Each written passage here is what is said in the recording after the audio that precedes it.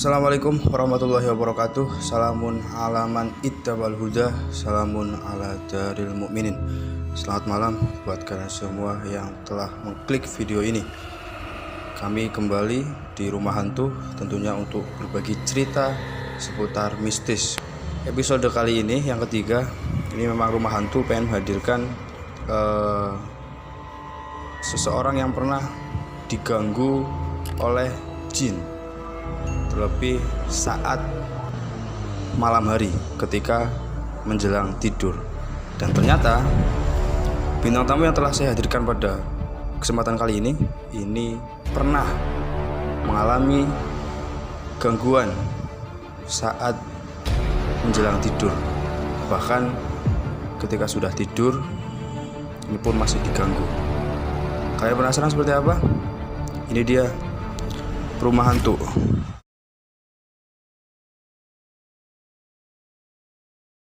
Iya Mas, ini udah pernah masuk di video Al Project 2 kali. Ini namanya Mas Ilham. Saya sampai hafal, bahkan sekarang udah sering banget ketemu, sering sharing, sering berbagi cerita juga. Gimana Mas? Bener pernah mengalami gangguan saat mau tidur gitu loh. Pernah diganggu gitu Mas? Bisa diceritain buat teman-teman gitu. Mungkin bisa dibilang agak sering ya Mas ya. Agak sering. Iya. Dulu pengalaman saya waktu masih kecil itu pas paman saya lagi setelah lulus sekolah gitu kan, ada kayak acara selamatan gitu lah di rumah nenek saya. Rumah nenek saya sama bude saya itu berhadapan ya Mas ya, berhadapan. Saya itu masih kecil. Saya disuruh nunggu di depan rumah bulik saya disuruh nunggu. Setelah disuruh nunggu, ibu saya bilang, "Ham, kamu di sini dulu ya, mama mau ke belakang." Saya manut. Ibu saya ke belakang, saya di situ berdiri sendirian malam-malam. Tahu-tahu angin tiba-tiba berhenti dan seketika ada suara kayak gemuruh-gemuruh gitu Mas. Setelah ada suara gemuruh, tiba-tiba di bahu saya sini kayak ada tangan gitu Mas. Tangan warna putih kehitaman lah, kukunya panjang. Saya nengok, setelah nengok tangan itu hilang entah kemana. Saya nangis, nangis. Ibu saya nyamperin dan saya trauma lah pergi ke rumah nenek saya lagi waktu masih kecil. Oh ya, itu berarti kejadian pas kecil udah pernah ngalami kayak gitu pas kecil ya. Dan itu mungkin lebih ke perasaan sih ya. Tapi memang ternyata gitu ya, kita tuh nggak harus melihat sesuatu itu pakai mata, itu nggak harus. Jadi kadang kita juga bisa melihat sesuatu tapi menggunakan perasaan. Jadi semacam kayak hampir sama kayak imajinasi gitu. Jadi kita tidak melihat itu, tapi kita seolah terlintas di pikiran kita itu ada itu gitu. Nah itu mungkin yang dialami Mas Ilham itu kayak gitu. Karena begitu pas dia nengok itu ternyata nggak ada gitu. Tapi pas dia sebelum nengok itu dia ngerasa kayak ada tangan di sebelah pundaknya itu. Nah ini mungkin energi mistis yang kental di situ Mas Ilham, mungkin itu sampai membuat jenengan itu sampai bisa berimajinasi sampai seperti itu. Dan itu nggak direncanakan juga kan ya Mas Ilham ya. Jadi kan nggak merencanakan saya pengen bayangin horor gitu kan, enggak, itu tiba-tiba gitu. Mungkin juga teman-teman ya kayaknya mungkin pernah gitu, ya mungkin contoh kayak ketika teman-teman berjalan gitu di tempat yang sepi, di tempat yang mungkin kita udah pernah dengar cerita mistisnya, itu kan kadang secara tidak langsung kita merinding, bahkan sampai kita ke imajinasi seolah-olah di belakang kayak ada yang ngikutin, seolah di belakang kayak ada sesuatu, padahal ketika kita tengok ke belakang ya nggak ada apa-apa gitu. Itu imajinasi. Tapi yang seperti itu pun terjadi bukan direncanakan, tidak disengaja, karena itu ada energi juga gitu loh, masuk ke perasaan sampai ke imajinasi gitu, imajinasi manusia lah gitu. Oke Mas Ilham, mungkin kembali ke pertanyaan awal saya tadi gitu ya. Gimana sih cerita yang jenengan itu katanya pernah diganggu saat tidur gitu loh. Kalau bahasa orang Jawanya itu mungkin direp-repi gitu ya, mungkin yang seperti itu. Itu gimana itu jenengan diganggu, dia apain gitu? Berarti malamnya ya Mas ya, malamnya pas malam saya kan disuruh jaga rumah di rumah samping ya, rumah kakek saya sendirian. Di belakang kasur itu ada kamar ya, kamar biasanya itu lampunya nyala, tapi entah kenapa lampunya itu nggak bisa nyala, kayak udah dinyalain tapi tetap nggak mau nyala. Lewat pukul 2 kayaknya 2, saya mendengar kayak suara kayak apa ya, bisa kayak blistek-tek lah kayak ya, kayak ibarat kata-kata itu kayak banyak yang bilang itu kayak genderuwo Mas, banyak yang bilang genderuwo, tapi itu suaranya kayak tek tek tek tek gitulah ya. Saat saya nengok di bawah, di pintu di bawah kayak ada yang ngintip gitu Mas, kayak ada yang ngintip, mukanya hitam, matanya merah kayak bersinar gitu Mas. Setelah itu saya apalah kayak ya agak ketakutan sedikit ya Mas ya. Saya lanjut main HP, saya tidur. Ketika saya bangun, tubuh saya itu nggak bisa digerak-gerakin Mas, padahal saya itu sudah sadar gitu loh. Tubuh saya itu nggak bisa digerakin, sampai nggak bisa digerakin, kayak nggak bisa ngapa-ngapain lah. Terus setelah beberapa menit saya itu kayak ngerasa kesakitan gitu Mas, sakit gitu seluruh badan. Terus saya itu hampir nangis gitu ya Mas ya, karena saking sakitnya. Terus setelah itu udah alhamdulillah kembali normal. Saya langsung lari, langsung mandi, langsung ke rumah.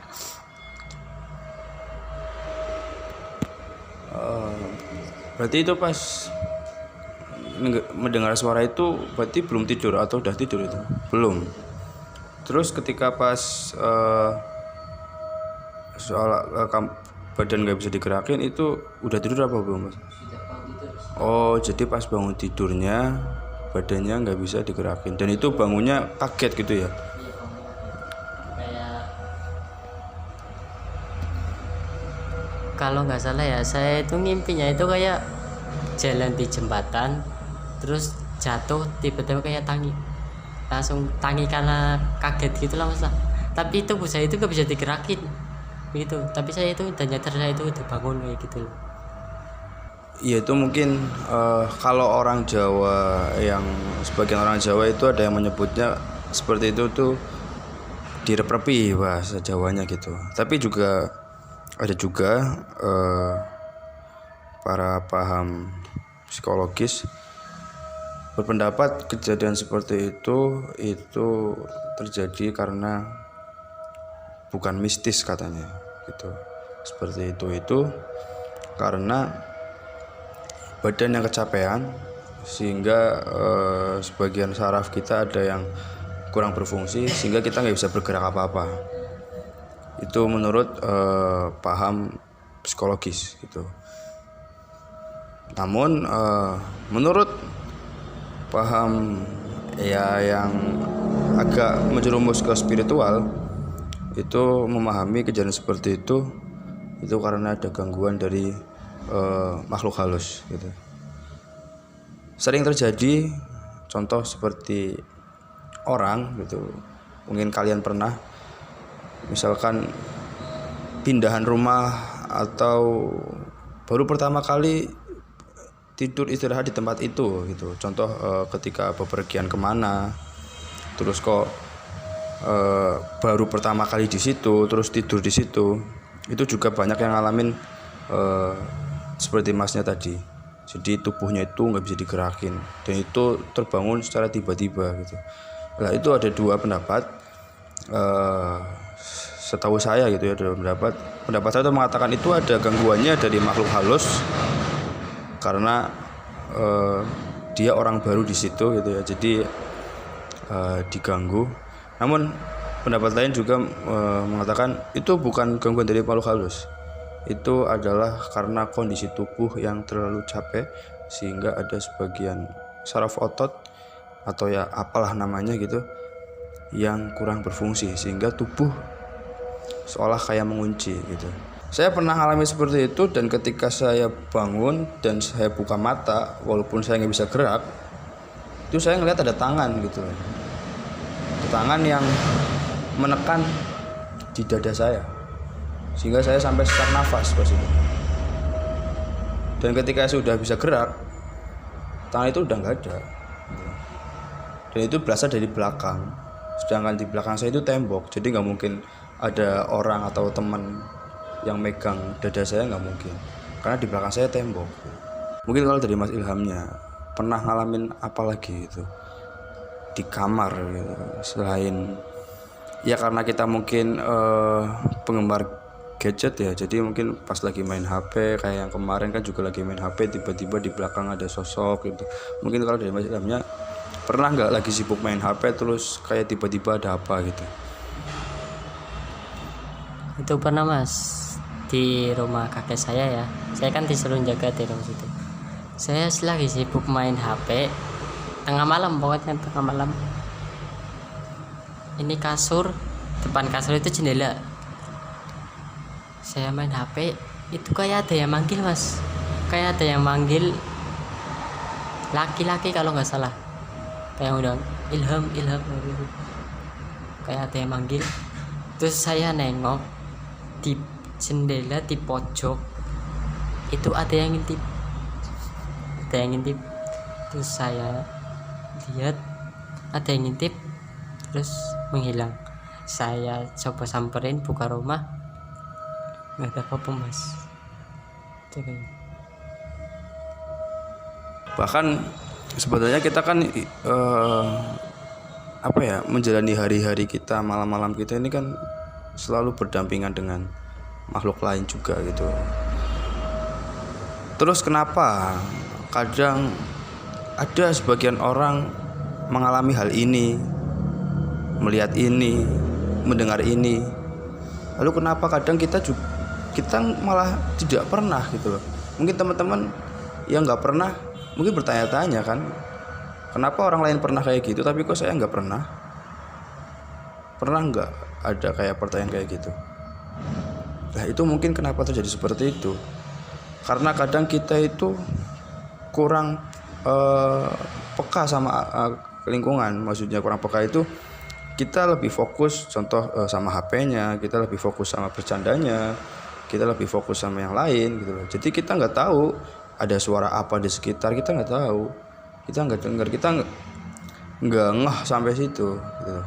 Makanya mungkin buat kalian yang penasaran gimana sih rasanya kalau dengar suara kayak gitu, coba gitu loh berada di suatu tempat dan kamu itu fokus bukan sama HP, bukan sama yang lain, tapi fokus sama keadaan, fokus sama suara gitu. Itu kan tadi kan seputar kejadian di rumah gitu. Sedangkan jenengan kan juga mungkin sering berada di tempat di jalan raya atau di jalan malam-malam gitu. Pernah nggak ngalamin sesuatu di tengah jalan gitu loh, ketika malam-malam lagi mau kemana misalkan, terus ngelihat ada sesuatu gitu? Pernah nggak kalau dari Mas Ilham gitu? Kalau ngelihat itu pernah Mas, tapi saya bingungnya itu pas puasa malam puasa. Nanti pas malam puasa sahur lah, pas sedang waktu-waktu sahur ya Mas ya. Biasanya kan anak kecil-kecil itu kan pada ronda ya Mas ya, ronda. Nah itu teman-teman saya itu pada ke arah sana, saya itu nyusul, niatnya nyusul. Saya nyusul itu saya cari-cari itu nggak ketemu ya. Terus saya memutuskan untuk pulang lah. Saat pulang lewat jembatan sini ya Mas ya, jembatan sini saya pulang, di seberang jembatan itu kan ada kayak kebun-kebun gitu ya Mas ya. Saya ngeliat situ, pas itu jalan masih sepi. Saya melihat ke seberang jalan kayak ada putih-putih, rambut panjang terbang. Kayak kainnya itu, kain ya Mas ya, warna putih-putih itu ya, panjang Mas. Putih-putih terbang, kainnya itu panjang Bang. Oke, saya otomatis langsung panik, saya langsung lari, langsung pulang.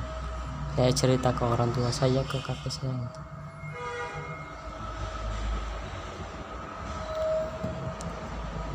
Melihat itu mungkin kuntilanak ya berarti kayaknya.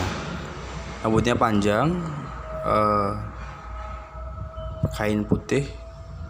Itu kalau kita gambarkan di film-film, ya itu kuntilanak gitu ya. Apalagi gitu, kita sering ngeliat kayak gitu di film-film horor, itu kuntilanak seperti itu gitu. Itu terjadi saat bulan puasa gitu. Bulan puasa ngelihat hantu gitu. Di terakhir ini ya Mas Ilham ini, mungkin gitu loh, dari semua kejadian yang pernah kamu alami gitu ya, dari mulai tadi kayak tidur diganggu, sebelum tidur juga udah diganggu penampakan dan lain-lain, terus pas masih kecil juga udah pernah ngalamin kayak gitu, terus di jalan juga pernah ngalamin kayak gitu. Itu setelah kayak gitu terus kayak ngerasa trauma, jadi penakut gitu, atau malah dengan adanya kejadian kayak gitu malah membuat jenengan ini semakin berani karena udah pernah lihat, biasa aja, paling ini gitu. Kalau dari Mas Ilmi gimana? Menurut saya Mas, saya itu malah kayak otomatis kayak ngerasa penasaran gitu Mas, tapi ya mesti ada rasa takut-takutnya sedikit itu. Ya itu kayak ngerasa penasaran gitu, kayak apa, kayak gue sering ganggu-ganggu gitu, niatnya apa kayak gitu. Saya itu bukan malah tambah takut apa tambah gimana ya, saya itu malah tambah penasaran. Cuma ya mesti ada rasa takut-takutnya sedikit gitu. Ini kayak kalau Mas Ilhamnya itu malah penasaran gitu loh. Mungkin kalau kita gitu ya, kalau ngelihat kuntilanak ya malah takut kan gitu ya, nggak mau lihat lagi.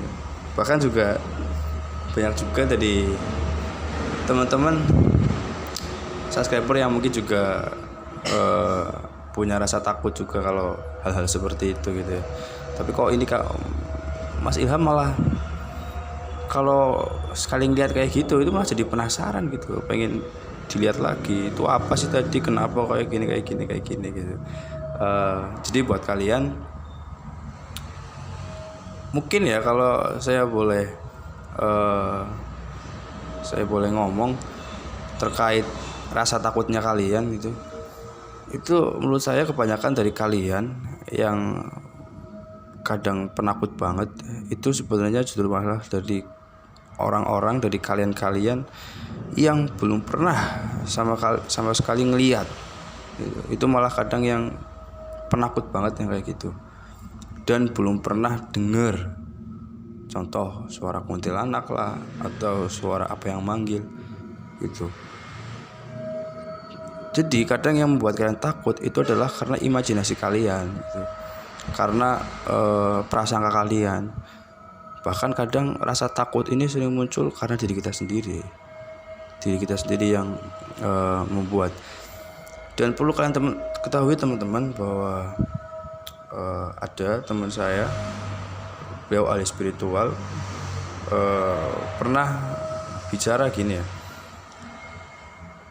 di bumi ini, di kehidupan bumi ini hampir semuanya itu menyimpan energi gitu. Makanya mungkin kalian bingung gitu ya, kadang ada pesulap yang bisa narik benda tanpa disentuh. Kenapa? Karena di situ ada energi gitu. Terus yang lebih logis lagi, kenapa kadang ketika orang lagi sedih terus kita ketemu dengan dia, itu kita kadang ikut sedih. Kenapa? Karena itu ada transfer energi. Di situ ada energi soalnya. Makanya ketika ada orang pingsan atau ada orang sedang lemah energinya, lemah tenaganya, maka disarankan untuk tidak dirubung, tidak dikepung gitu ya. Dan disarankan untuk semua yang ada di situ itu jangan panik semua gitu. Kalau yang dari situ mau panik, maka yang di situ akan transfer energi kepanikan ke yang lemah tadi, jadi semakin lemah. Maka dalam Islam, ketika kita menjenguk orang sakit, maka kita tidak boleh melemahkan orang yang sakit. Contohnya, misalkan Mas Ilham ini kena sakit paru-paru misalkan, maka saya nggak boleh ketika saya menjenguk Mas Ilham terus saya bilang, wah Mas Ilham, paru-paru ini bahaya banget, nanti kamu bisa kena ini, terus nanti meninggal ini. Gak boleh saya bilang kayak gitu ke Mas Ilham. Karena apa? Karena itu nanti akan melemahkan Mas Ilham gitu. Transfer energi jelek ketika orang yang sedang sakit, gak boleh. Justru malah ketika saya berkunjung ke orang yang sakit, justru malah saya dianjurkan oleh Islam untuk memberikan motivasi. Semangat Mas Ilham, nanti pasti kamu bakal sembuh. Semoga kamu cepat sembuh. Ini ujian, yang sabar aja, gak apa-apa, dijalani ini. Ketika orang sakit kemudian didatangi oleh orang-orang yang mempunyai energi positif, maksudnya positif itu tidak malah mengungkit-ungkit penyakitnya, tapi juga malah menguatkan. Itu nanti dari yang sakit akan lebih mudah untuk kuat gitu, karena di situ ada energi. Maka betul kalau di sekeliling kita ini semua ini penuh dengan energi. Makanya dikatakan satu muslim, sesama orang muslim itu bagaikan satu jasad kan gitu. Jadi ada koneksi antara saya dengan Mas Ilham, ini punya koneksi karena sama-sama muslim gitu. Bisa koneksi saya salurkan dengan Mas Ilham menggunakan doa, bisa. Saya bisa membantu Mas Ilham dengan doa, bisa. Atau dengan yang lain, bisa gitu. Kita udah punya koneksi, punya saluran gitu loh. Ketika saya sedih, biasa aja nanti Mas Ilham ikut sedih. Ketika saya senang, biasa aja Mas Ilham ikut senang. Atau mungkin malah sebaliknya gitu. Intinya dalam kehidupan kita sehari-hari itu di situ semua ada energi, teman-teman. Energi itu apa? Itu mungkin kita bahas di next video. Nanti insyaallah saya menghadirkan bintang-bintang tamu yang bisa menjelaskan itulah. Kalau saya kan kurang memahami, bahkan masih sharing-sharing sama teman-teman yang lain lah gitu ya mengenai hal seperti itu. Dan buat kalian yang penasaran, insyaallah nanti Jadi buat kalian tetap stay di Al Project ya, nantikan video-video terbarunya. Bagi kalian yang suka dengan konten-konten seperti ini, berbagi cerita, saling saling menceritakan pengalaman gitu. Barangkali mungkin kalian juga ngerasain yang sama kayak yang Masnya itu. Silahkan klik tombol subscribe. Untuk apa? Untuk biar kalian ini bisa mendapatkan video-video terbaru dari Al Project gitu ya. Dan bagi kalian yang mungkin pengen berbagi juga ceritanya, pengen berbagi di sini, silahkan tinggal tulis di kolom komentar atau bisa langsung japir ke emailnya gitu ya. Dan buat teman-teman kalian yang penasaran next video nanti akan ada apa, insya Allah nanti di next video kami akan berusaha untuk mendatangkan bintang tamu dari seorang petani gitu. Jadi nanti ada seorang petani. Ini saya kasih bocoran dulu buat teman-teman. Di next kalau nggak minggu depannya lagi nanti bakal ada bintang tamu seorang petani. Dan kalian tahu petaninya itu bukan petani yang berangkat pagi pulang sore, bukan. Tapi petani yang berangkat sore pulang malam-malam. Nggak kebayangkan seperti apa ceritanya, dan itu nggak dilakukan setahun 2 tahun, itu bertahun-tahun gitu. Kalian penasaran, tetap stay di Al Project gitu ya. Oke teman-teman, itu mungkin sedikit cerita dari Mas Ilham. Semoga bisa membuat kita lebih hati-hati dan tidak gampang takutan, tidak gampang takutan lah intinya. Mas Ilham pernah ngalamin kayak gitu. Jadi kalau nanti kita ngalamin kayak gitu, iya jangan terlalu dipikirin banget, jangan terlalu digimanain lah. Intinya Mas Ilham juga sampai sekarang masih sehat, nggak ada gangguan apa-apa gitu kan. Itu jadi buat kalian tujuan seperti ini adalah biar kita ini nggak takutan banget gitu loh. Karena ya kita semua itu banyak yang ngalamin kayak gitu. Jadi dan sampai sekarang alhamdulillah masih sehat-sehat aja, nggak ada yang gangguin gimana gitu. Jadi tetap nggak usah terlalu dipikirin banget masalah horor itu. Kalau udah ceritain insya Allah plong gitu ya. Oke teman-teman, di video kali ini mungkin cukup seperti itu. Semoga bisa buat menghibur kalian dan tentunya bisa menemani malam-malam kalian gitu ya. Semoga kita semua dalam keadaan sehat, dan kalian semua yang sudah menonton video ini saya ucapkan terima kasih. Dan jangan lupa untuk klik tombol like jika kalian suka dengan video ini. Dari saya cukup. Salam Al Project.